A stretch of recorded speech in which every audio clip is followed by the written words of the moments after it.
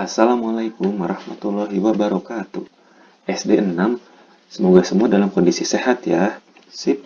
Ya, dalam pertemuan kali ini Pak Priza akan berbagi kepada kalian cara membaca tampilan data.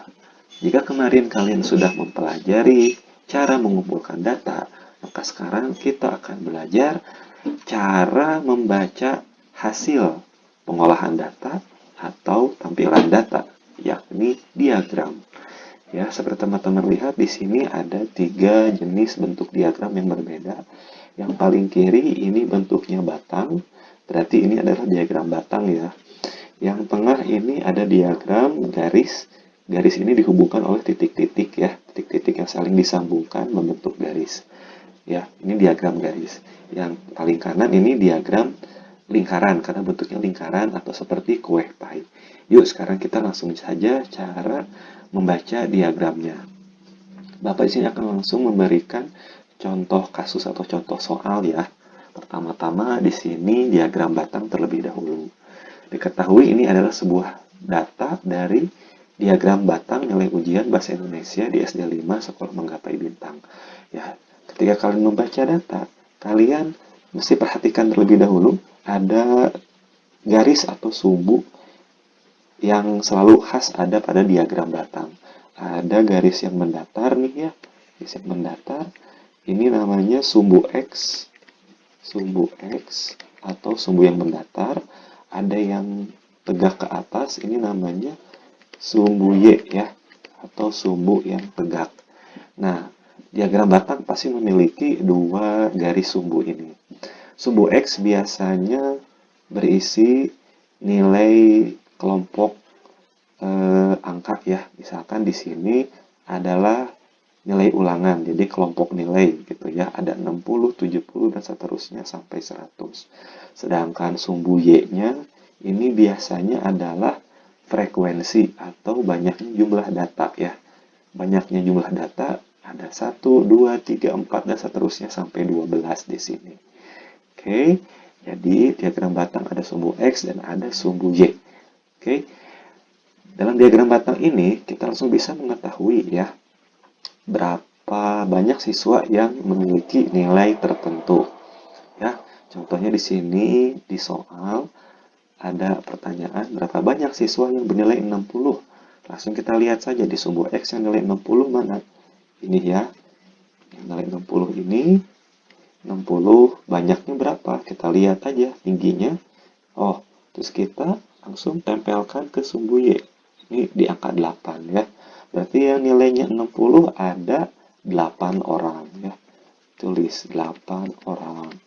Lanjut pertanyaan berikutnya, berapa banyak siswa yang bernilai 70? Kita cari di sumbu X yang nilai 70. Ini ya, 70. Kemudian kita lihat berapa banyak siswa. Kita lihat dari atas, dari bawah ke atas. Dempetkan, oh ini 6 ya. Karena dia nempel di sini. Ya, berarti ini 6 orang. Lanjut, yuk. C, berapa banyak siswa yang bernilai 75? Kita cek lagi 75 di sini, di sumbu X yang 75.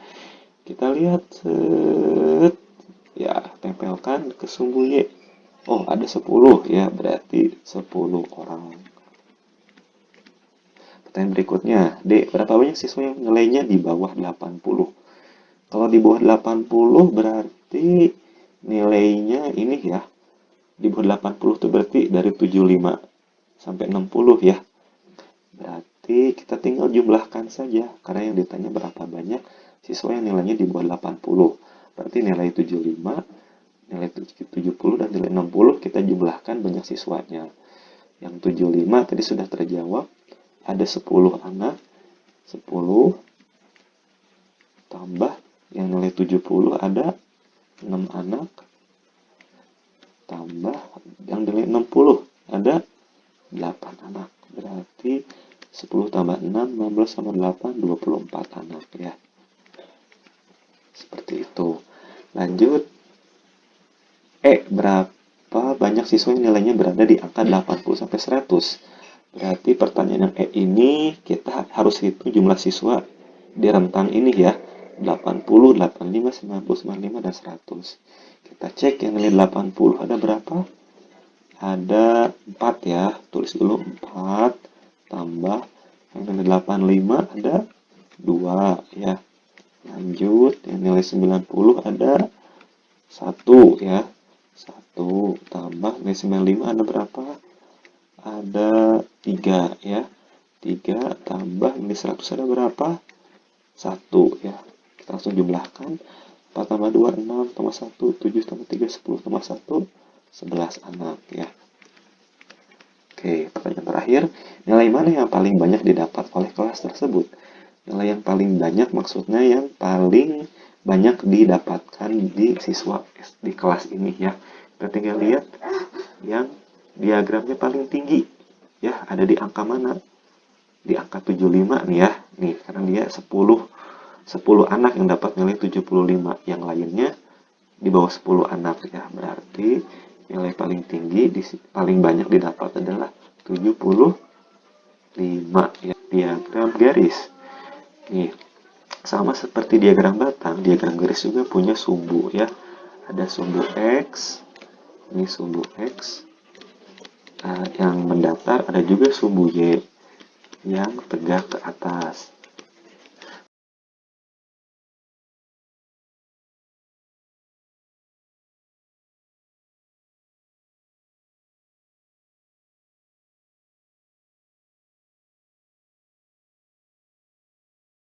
Dan kemudian ciri khasnya diagram garis ini bentuknya pertumbuhan ya.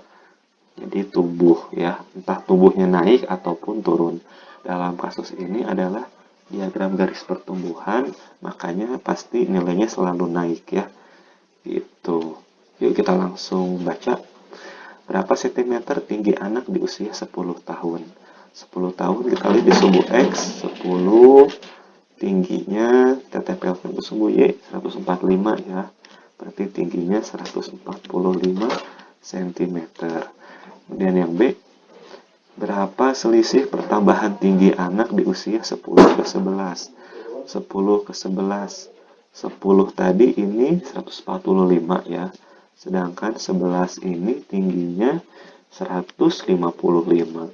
Berapa selisih pertambahan tinggi berarti berapa banyak perbedaannya ya.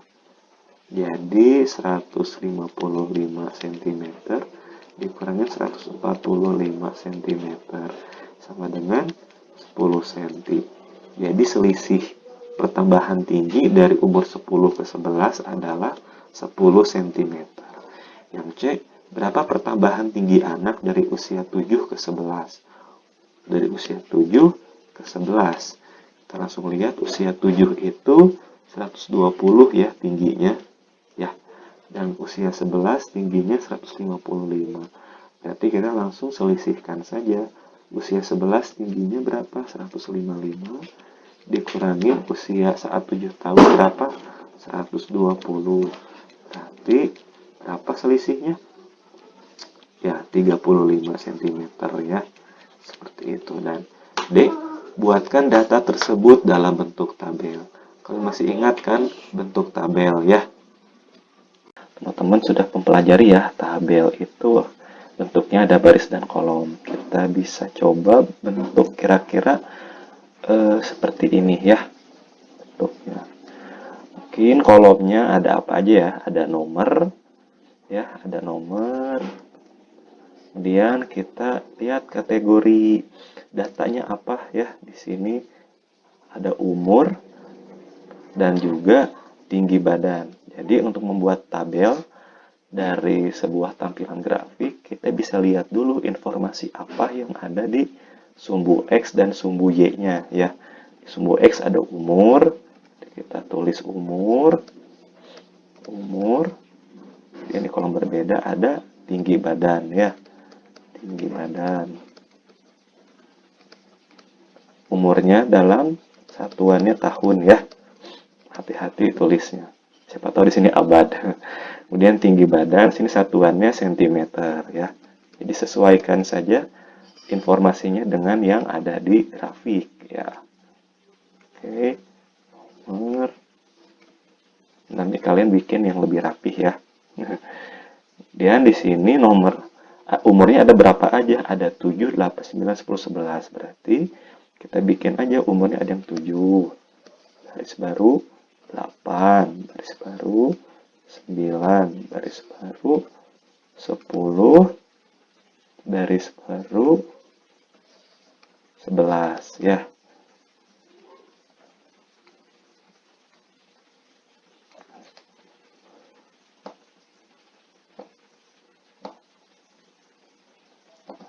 Nah, ini berarti ada berapa? Ada 5 baris ya. Oke. Kemudian tinggi badan yang umur 7 ada tingginya berapa nih? 120 ya, tulis 120. Lanjut, yang umur 8 tinggi badannya berapa? Umur 8 tinggi badannya 130 ya. Umur 9 tinggi badannya kita cek di grafik 135 ya. Umur 10 145.